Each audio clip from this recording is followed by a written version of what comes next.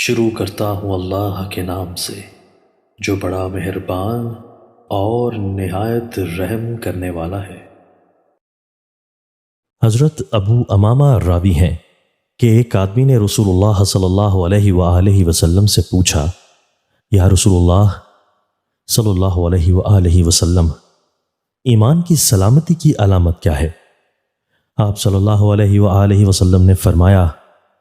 جب تمہاری نیکی تمہیں بھلی لگے اور تمہاری برائی تمہیں بری لگے تو سمجھو کہ تم پکے مومن ہو۔ پھر اس آدمی نے پوچھا، یا رسول اللہ، گناہ کی علامت کیا ہے؟ حضور صلی اللہ علیہ وآلہ وسلم نے فرمایا، جب کوئی بات تمہارے دل میں کھٹکے اور تردد پیدا کرے تو سمجھو کہ وہ گناہ ہے، لہٰذا اس کو چھوڑ دو۔ تشریح: سوال کا مقصد یہ تھا کہ کوئی ایسی واضح علامت بتا دی جائے جس کے بعد ایمان کی سلامتی اور استقامت کا اندازہ کیا جا سکے۔ چنانچہ آپ صلی اللہ علیہ وآلہ وسلم نے فرمایا کہ اگر تم اپنے اندر یہ کیفیت پاؤ کہ جب کوئی اچھا کام کرتے ہر تو تمہارا قلب و دماغ اس کام کی بھلائی کو خود محسوس کرتا ہے اور ایک خاص قسم کی طمانینت اور آسودگی پاتا ہے، احساس و شعور کی دنیا اللہ کی طرف سے نیکی کی توفیق اور مدد پانے پر فرحاں و شاداں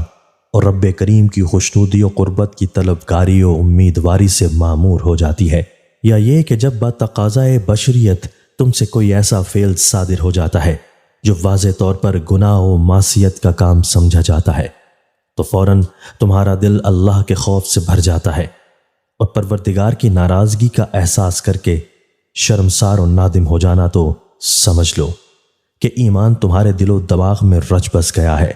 اور تم پکے مومن ہو گئے، کیونکہ نیکی اور بدی کے درمیان امتیاز کرنا اور ثواب اور گناہ کا احساس و شعور پیدا کرنا صرف ایمان کے خلاصہ ہے۔ اخروی جزو اور سزا اعتقاد جو قلب مومن میں ہوتا ہے وہ غیر مومن کے قلب میں نہیں ہوتا۔ دوسرے سوال کا مطلب دراصل یہ تھا کہ مومن کو اپنی روزمرہ زندگی میں بعض ایسی چیزوں سے واسطہ پڑتا ہے جن کے بارے میں واضح طور پر علم نہیں ہوتا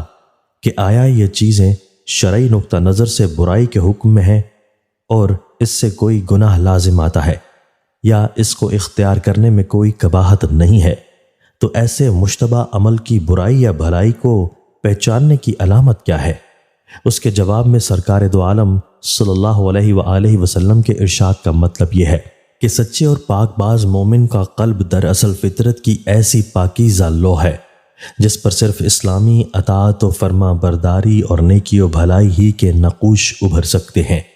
اگر گناہ و معصیت کا ہلکا سا دھبا بھی وہاں پہنچتا ہے تو اس کو کوئی جگہ نہیں ملتی اور وہ کھٹکو تردد کی صورت میں منڈلاتا پھرتا ہے۔ بس کسی بھی عمل اور چیز کے بارے میں اگر یہ کیفیت ظاہر ہو کہ فطرت سلیم اس کو قبول کرنے پر تیار نہیں ہوتی، قلب اس کا بوجھ محسوس کرتا ہے اور دماغ میں خلش و تردد پیدا ہو گیا ہے، تو جانو کہ وہ عمل برائی کا حامل ہے اور گناہ و معصیت کو لازم کرنے والا ہے، اور نجات و فلاح اسی میں ہے کہ اس چیز کو فوراً چھوڑ دیا جائے۔ یہی وجہ ہے کہ ارباب باطن اور اولیاء اللہ قلب و دماغ کی صفائی اور پاکیزگی کی بنا پر کسی عمل کی پوشیدہ ترین برائی کو بھی پہچان لیتے ہیں اور کسی بھی ایسی چیز کو اپنے قریب نہیں آنے دیتے جو گناہ معصیت کا ہلکا سا شائبہ بھی رکھتا ہو۔ ان کے ہاں مشتبہ عمل سے بھی اس درجہ کا اجتناب برتا جاتا ہے جتنا اجتناب وہ کھلے ہوئے برے اعمال سے کرتے ہیں، کیونکہ ان کا دل و دماغ برائی کے شائبہ کو بھی بھانپ لیتا ہے،